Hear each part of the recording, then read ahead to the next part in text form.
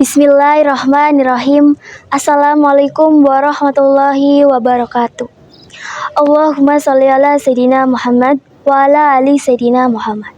Marilah kita panjatkan puji syukur kepada Allah Subhanahu wa taala yang telah memberikan kita rahmat dan hidayahnya. Salawat dan salam kita curahkan kepada bimbingan kita Nabi Agung, Nabi besar, Nabi Muhammad sallallahu alaihi wasallam. Sahabat-sahabat channel Manusawa yang penuh kebaikan, bagaimana kabar kalian hari ini? Semoga selalu dilindungi oleh Allah Subhanahu wa taala. Di sini kita akan membahas kultum dengan topik yang sangat menarik, yaitu semangat jihad dan momentum kebangkitan umat. Sebelum kita masuk ke pembahasan, izinkan saya untuk memperkenalkan diri saya. Saya Delia Vidianti, perwakilan dari organisasi Pemariwara Macan Manusawa yang senang sekali bisa berbagi inspirasi dan semangat dengan kalian di channel Manusawa ini. Nah, sebelum kita mulai, saya mau kalian sapa satu persatu di kolom komentar dan apa sih yang membuat kalian semangat sebagai seorang muslim? Ayo kita mulai kultum ini dengan penuh ikhlasan dan semangat yang bara. Nah, sahabat Manusawa, ada yang nyaris luput dari perhatian kita di bulan Ramadan inilah, yaitu mengkaji sejarah kebangkitan umat Islam di zaman Rasulullah SAW. Padahal kalau kita cermati, pasti terungkap bahwa Perang Badar merupakan fase awal kebangkitan mereka terjadi bulan Ramadan. Perintah puasa sendiri erat hubungannya dengan perintah jihad. Aktivitas jihad sendiri memerlukan persiapan fisik, mental, dan juga kesulitan umat. Pertama kali kaum muslim keluar perang tepat pada bulan Ramadan tahun pertama Hijriah yang dipimpin oleh paman Rasulullah SAW.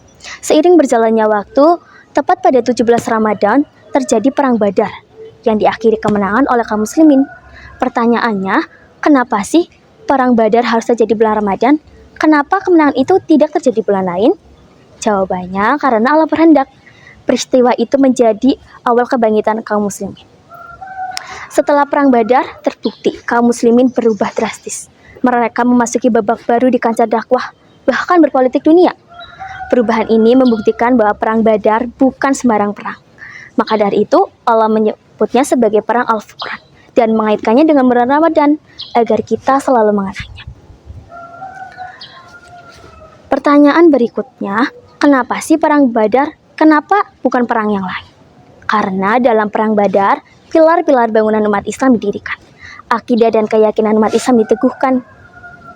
Dalam Perang Badar, kemenangan tidak ada hubungannya dengan jumlah. Waktu perang, jumlah pasukan kaum muslimin berjumlah 313 atau 314 orang. Namun, mampu mengalahkan pasukan lawan yang berjumlah 1000 orang.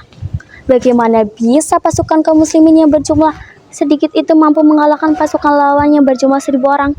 Jawabannya hanya satu, yaitu karena pertolongan Allah. Bagi Rasulullah SAW dan kaum muslimin, pertolongan Allah itu nyata.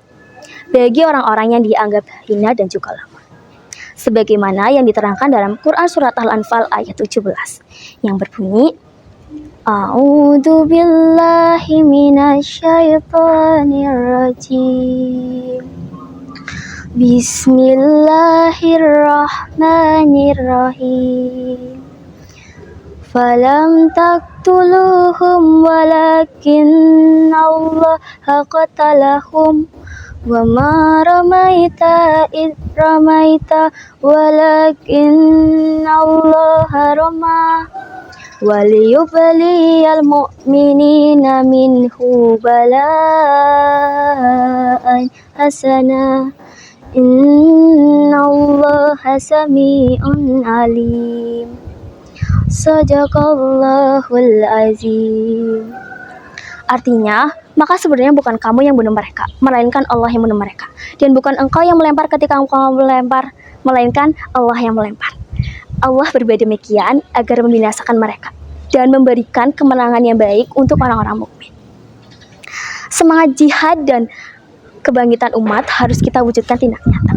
Bagaimana pendapat kalian tentang semangat jihad dan kebangkitan umat? Tulis di kolom komentar ya.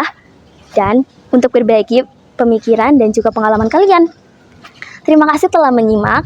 Semoga dapat bermanfaat bagi kita semua. Wabillahi taufiq wal hidayah. Wassalamualaikum warahmatullahi wabarakatuh.